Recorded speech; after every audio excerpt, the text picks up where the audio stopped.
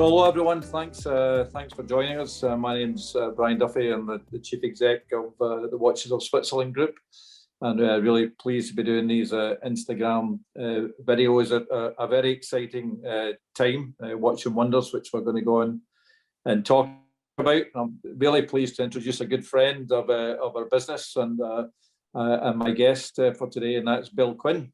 Bill's a writer and editor and honestly, one of the country's true experts when it comes to the wonderful world of mechanical watches. And look forward to hearing your thoughts. And Bill, really nice to see you.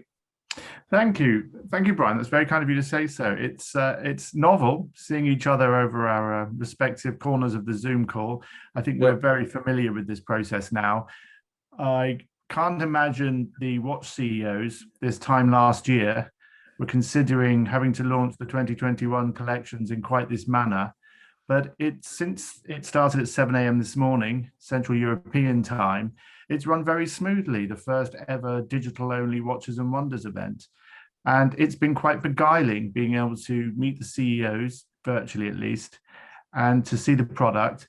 And I suppose to suggest that this is now going to take its place in what will increasingly become an iterative launch process, where we'll be meeting up with CEOs and brands, hopefully not forever virtually, but throughout the year, rather than the fairs and events that we used to visit together, Brian, where we really were packed into a few weeks each year, where everything was shown to us, and we went away and made of what of it we could. So it's been fascinating. I think it's an elevation in terms of how the brands are presenting their product, but it's clearly an evolution as well. I can't see we'll go back to a live event without any form of virtual or digital inclusion for those who are at home.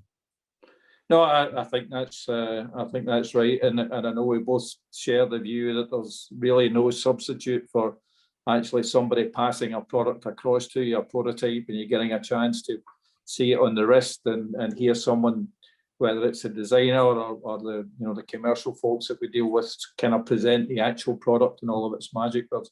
There's no substitute for that. But on the other hand, there has been a real efficiency out of how products have been sequentially presented, proximity of delivery, fairly quick after the presentation. So hopefully what we get in the future is a nice blend of these two approaches. I couldn't agree more, Brian. It's interesting. I do recall when we did used to sit in front of those beautiful desks in Geneva, and we were shown the pieces. For the brands themselves, for the colleagues who work on each individual dial name, they found the process interesting because they were responding to how we responded to the watches. Yep. So I do feel, although perhaps as a commentator around watches, I feel I'm missing out. I think in some respects, the brands probably feel they're missing out as well. And let's not forget, we do like getting together and on occasion having quite a party when we do. So I think we're all sitting this one out, but we're all ready to go back into the room, as they say. Yeah.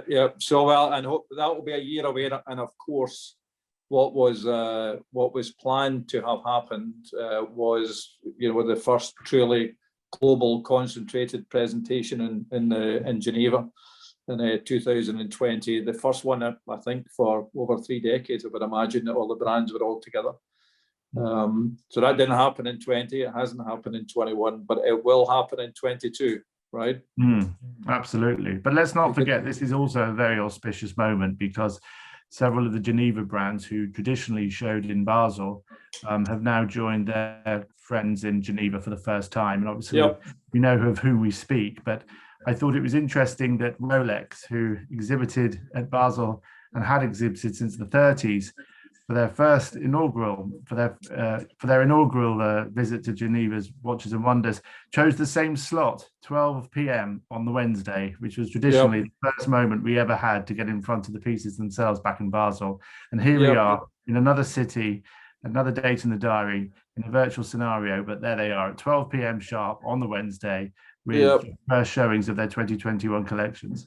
Yes, and as ever with surprises, and it always amazes me how a big organisation like Rolex managed to to keep so much up their sleeve and surprise and delight us on the day. And you're a veteran of Basel and the SIHH, but I still remember very clearly only 7 years ago my first Basel, just walking in and being overwhelmed by the grandeur and the impact of everything. And in particular, when you walk down that first hall and you saw that enormous building of Rolex there in all of its glory, and that undoubtedly was a real thrill and concentration for the whole visit. And once again, as you said, with the remote presentations that they've done today. So let's get on and talk about them. What's your overall impression of what you saw to them today at 12 o'clock on the dot? Well, again, I was interested to see quite how there's now a mini industry, isn't there, trying to guess what Rolex will do next. And I think we were all reading the runes and following the blogs and deciding whether or not we agreed with them. But we all pretty much understood that a 50th anniversary wasn't going to go unnoticed by a brand like Rolex. So I think we were ready and waiting and excited to see a new Explorer 2. But that is not the talking point of the day. Funnily enough, its predecessor, the Explorer, which has now appeared in a 36mm case, and for the very first time in what the world calls two-tone or bicolor, but of course Rolex called Rolesaur, which is a combination of 18-karat yellow gold and oyster steel. And I think as much as that's going to blow the doors off the Twitterati and the Instagram posters, I think what's, I suppose, the more interesting point for me is that it has returned to the original 36mm case size of 1953, and that removes what I consider to be probably the single most what should we say, the perfect 39mm almost entirely from the classic Rolex collection. Now I think only the Cellini Moonface is now available in a 39mm case, so it's interesting to see Rolex move away from something that they've used very powerfully for many years, and the 36 now is becoming a very, very regular size in the Rolex Classic collection. But we should talk more about the piece, Brian. Were you impressed by it?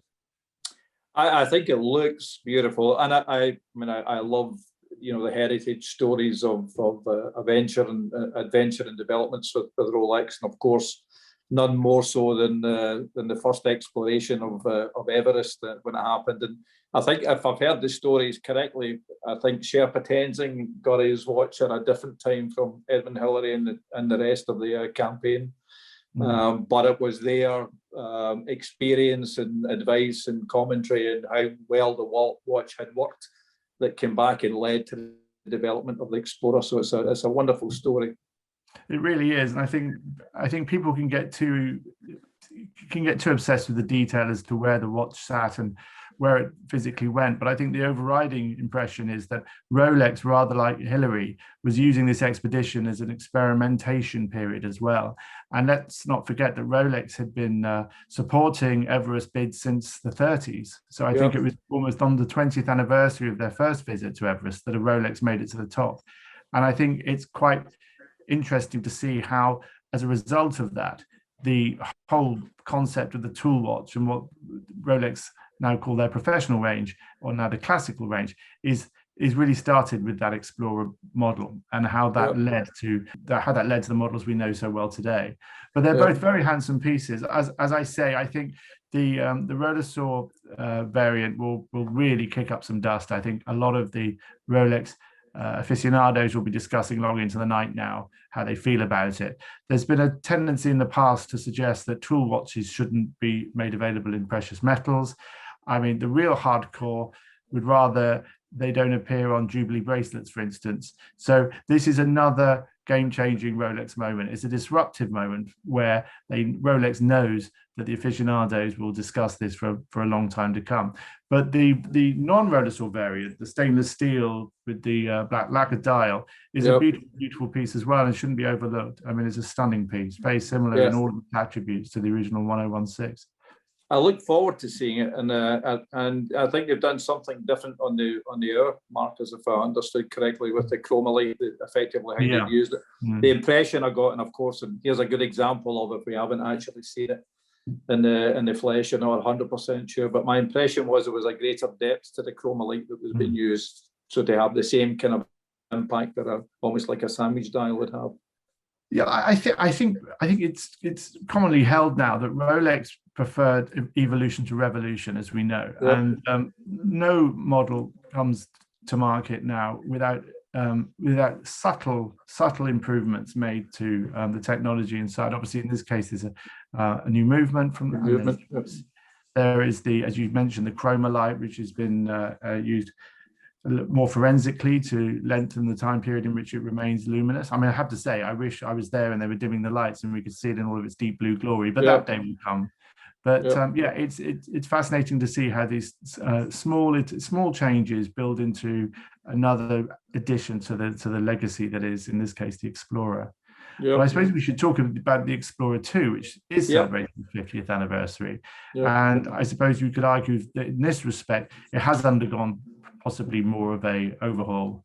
It remains in this 42mm stainless steel case. Interestingly, it doesn't get a Cerachrome bezel, as I think several observers suggested it might do for its anniversary. So it remains in steel. So it's a very, in that respect, it's very true to the original of 71. But obviously, it comes with all of the more recent attributes, which is now obviously a fully functioning GMT second hand. And the case and lugs have been, as we saw last year, have been very subtly re-engineered to improve the overall ergonomics of the piece. But it's a really impressive piece, and I think it'll be interesting to see whether it galvanizes the fans of the Submariner, for instance, or the GMT Master 2 to come into the Explorer 2 market, because I think, from my perspective, it's something that's been it's a model that's been rather overlooked, I have to say, in recent years. Yeah, no, that's a gorgeous watch. I think it's a very recognizable Rolex watch, and the 24-hour dial on the bezel. So I think it looks great. And I, something that you mentioned, I think is really important, is the expansion and now almost complete use of the new generation of movements that are just so accurate, so robust. I mean, they're huge technical and functional developments. And of course, that now is now in the whole Explorer collection. So it's going to get a lot of attention. We're going to sell everything, of course, that Rolex produces, and we're not going to get enough of it. And the other thing, of course, is that we're only now in March. It was only September. In fact, we're in April. It was only September when a whole range of product was introduced to us, that we're still working very hard to catch up with demand on, and now have this really exciting new collection that we saw today. But Explorer is going to get a great deal of attention. So what next? Well, I think we have to talk about the Datejust, which again is now in what appears to be almost a universal case size of 36mm. Not too big, not too small, very popular. I personally prefer the 36mm Rolex to all others.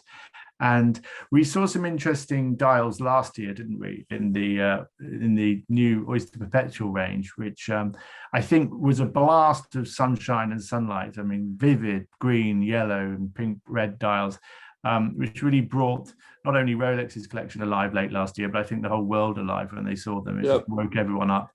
And there is, of course, a strong history in Rolex of developing very striking dials. It's something they've always been renowned for. But perhaps because the focus for many years in terms of collector markets has been more towards the vintage tool watches, you could be under the impression that a Rolex comes available in a black lacquer or maybe a white polar dial. But that's not the case. In this instance, the models that we're looking at today come with a variant of dials, which are very interesting. Again, there's a choice of colors, and obviously three case material choices as well. But what's really vivid is the dials themselves, one of which comes in the patina of a palm, depicted in an extraordinary olive green, the color of the year already, I think, green. And another is a very interesting dial, which has been created in reference to the fluted designs of the bezels of many of Rolex's watches.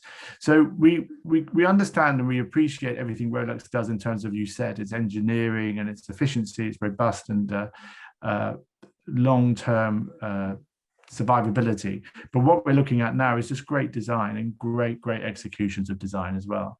So again, I think these are watches that will have people talking. I think what's subtly communicated through these, certainly through the palm dial, is quite how much work Rolex organization is doing away from the Rolex watch brand business in terms of philanthropy, sustainability. And in this instance, I think it's quietly reflecting on its commitment to the environment and the Perpetual Planet initiative it launched in 2018-19. So I think these are very clever dials. I think the watches look stunning. I think they'll be I think there's a really solid market. And I think the Datejust is just a very wearable watch. Yep. And it sounds like listening to you, the Green Palm, your favorite? I think so. I just think it's such a clever iteration. I mean, I love the bold, solid colors of last year, but this is interesting. This is a very subtle twist on that. Yeah. And dials, as we know, dials can divide, but dials also bring people together. And at the moment, I think there's a real fascination with what some people call extraterrestrial steel, but is in fact meteorite. Formed over millions and millions of years, and as it slowly traverses the universe and then promptly lands on Mother Earth, where enterprising watchmakers now are been taking it and slicing it incredibly thin and producing these wonderful dials. And I think Rolex, since they started doing this with the Datejust and the Daytona, has really made the meteorite dial its own. I mean, I've new iteration, particularly in the white gold on the Oyster Flex Daytona. I'm looking at it right now. To me, it was the real standout. It worked so well. That sort of silver meteor dial against the black subdials. It looks stunning. And I now have the personal dilemma because I have that watch and I love it very much. But I think this looks, even, of course, everything you see, you get excited about. But this is stunning on the Daytona. Yeah. Yep. I think, sorry to go on about it, but to be able to hold that white gold in the hand, I mean, just to feel the heft of that piece would be very special. So I think that's a really impressive piece that they've brought out again this year. It's stunning. And I think you're right too, and bringing attention to subjects of the environment, sustainability, and so on, and the great work that Rolex doesn't go out and promote and publicize all of what they do, but they're doing great work in areas of exploration, sustainability, and just generally attracting attention to the subject is something that we all should applaud. So quite a few things happening on the Daytona. Some exciting developments on the gold options. I think we have. The white, yellow, and ever rose gold are the three iterations this year. Yep. And as I said, I think that the Oyster Flex, which we have seen before, I think visiting the white gold gives it a real sort of lift because it plays off the black of the dial as well. So there's an interesting dynamic, isn't there, between what we consider to be tool watches that can be made dressier by the change of dial or perhaps the change of bracelet, and then slightly dressier watches which are given a slightly more harder look by given a different outlook. And I think the genius of Rolex in many ways is the way that it does sort of bridge this divide between something that's very classic looking but also very classy as well. It never seems to sit away from where you'd expect to see it. And I think we could come on and talk a little bit about the Sky Dweller, which I know has also been released. And I think that's a wonderful watch. As we know, it's the most complicated piece Rolex manufactured, featuring this incredible annual calendar and rod time in a very sophisticated mechanism that is deployed simply by rotating the bezel or the crown. I mean, it's a very subtle, very stealth, clever watch. And it's now been granted the, with some jubilation, no pun intended, the Jubilee bracelet, which has been coming into the range in over recent years. So I think there has been this sort of interesting swapping out of certain elements that give a watch a dressier feel or a slightly more tool, a professional feel.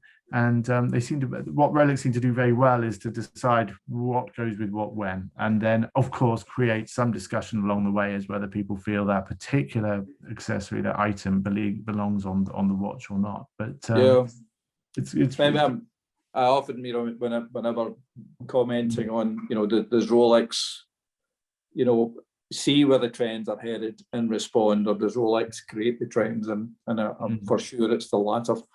I think that they within their own understanding of their aesthetic and their following overall, they clearly know what to do, and whatever it is that they do, we always think, yes, of course, doesn't that make wonderful sense? And I think Sky Dweller is a great example. It was only available in 18 karat gold before, and this wonderful complication was a bit of a secret because of the price point. Then you do it in steel, and the message gets out, and everybody gets very correctly excited about it, and it's available to a much broader audience. And now they come back doing, some other really, exciting developments around colour and, as you say, different bracelet types. It's now become a pretty serious part of the collection.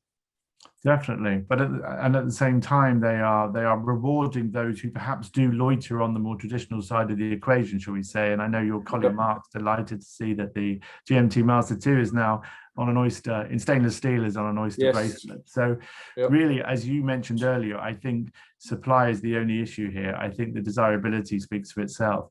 And I always reflect on the fact that what Rolex are putting into their watches in terms of their movement upgrades are the sort of things that some other brands would consider to be their selling point. But for Rolex, no one single element of a Rolex is its selling point.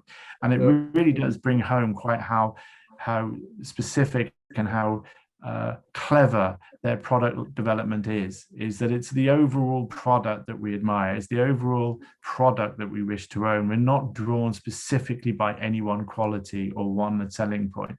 And I suppose that's what makes Rolex Rolex.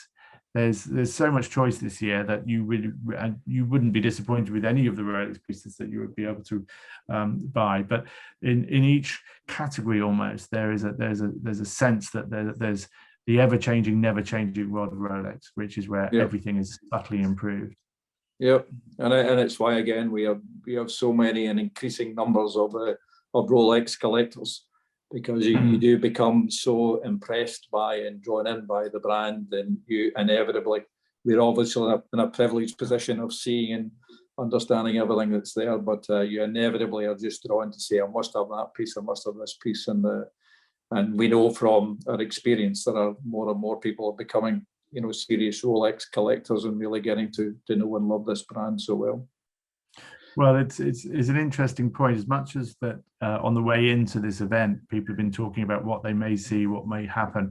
As we leave this event, people are already talking about what they didn't see and what they expected to happen. So one conversation I was following was around the Air King, which several commentators felt was perhaps going to be retired to make way for an Explorer 2. But there's been no announcement on that. So Rolex's real skill is to keep everyone guessing. And then producing the product and then hitting the product into the stores. And Brian, the demand follows the attention that this brand gets. It's just phenomenal. No, sure. And what do you think of the gem set pieces? Some really exciting things there. Well, again, I wouldn't like to use the word overlook because that's not true. But I think the way that Rolex does its gem setting, I mean, the way it does its diamond setting, the decoration, the decorated pieces are superlative, as we always know they will be. There is a discussion afoot now as to where decorated watches sit in the marketplace from a gender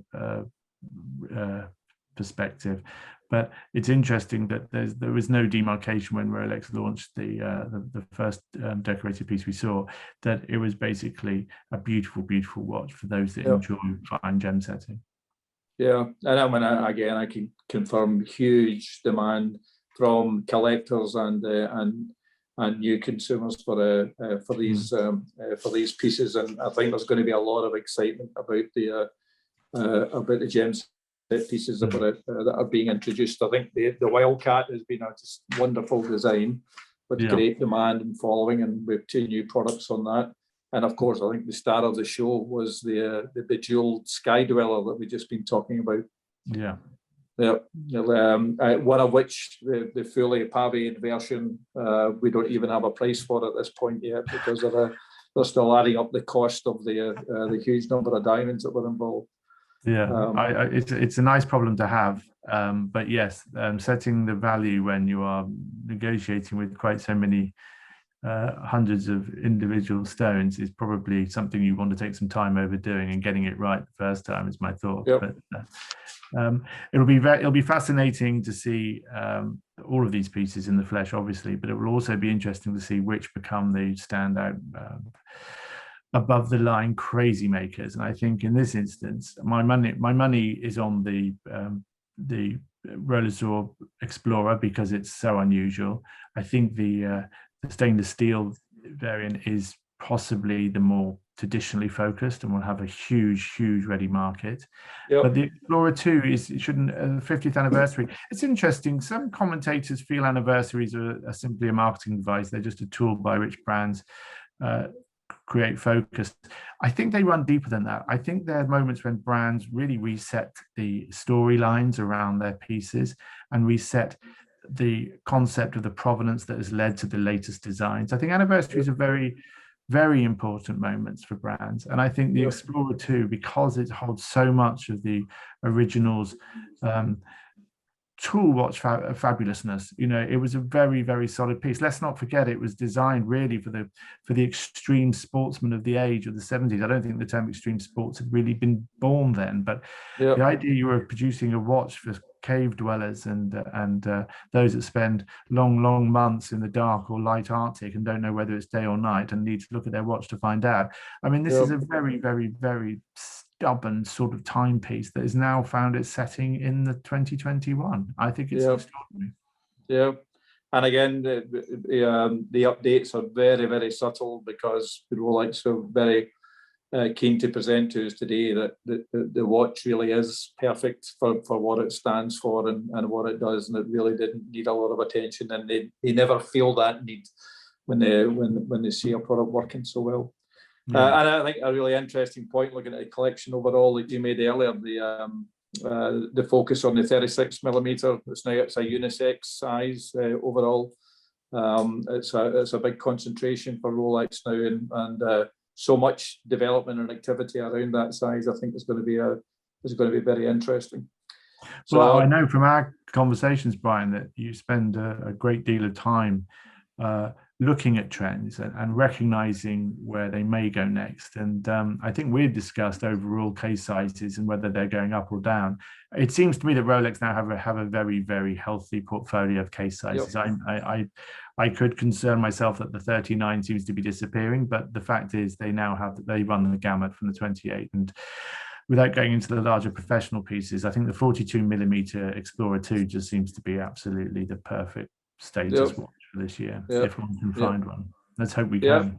No, I'd agree with that, in the same way that the 42 Yachtmaster last year created such a following and an impact. So overall, how would you'd summarize it? As been a great collection, or what would be your overall? Well, Brian, I think you really hit the nail on the head there. I mean, we waited until September last year to see the 2020 collection. Here we are in April, and already the 2021. So I think it's a continuation in some instances. It's part of a conversation that was probably planned to start slightly earlier in 2020, as we know, came alive in September. We are now rejoining the conversation in 21, and who knows, let's hope maybe there's some more secrets to be unveiled later in the year. I do think that now that Watches and Wonders is operating in this format, and so many brands have chosen to use this format, that it may actually become part of a wider and a longer term rollout of watch pieces, because I think that would really make our lives so much more entertaining if we knew that maybe in 3 or 4 months' time we may be seeing something else. With Rolex, you can never say. I mean, it's unlikely in the extreme, but we can only hope. Yeah. Well, Bill, it's always a great pleasure to listen to your very articulate and informed take in what you've seen. I mean, honestly, one of the country's true experts when it comes to watches, and thank you so much for helping us interpret and present what's happening at Watch and Wonders. So it's been a real pleasure to chat to you. Brian, thank you so much for those kind words, and I look forward to seeing you in real life, as we say. But until then, enjoy the rest of Watches and Wonders. Okay, thank you.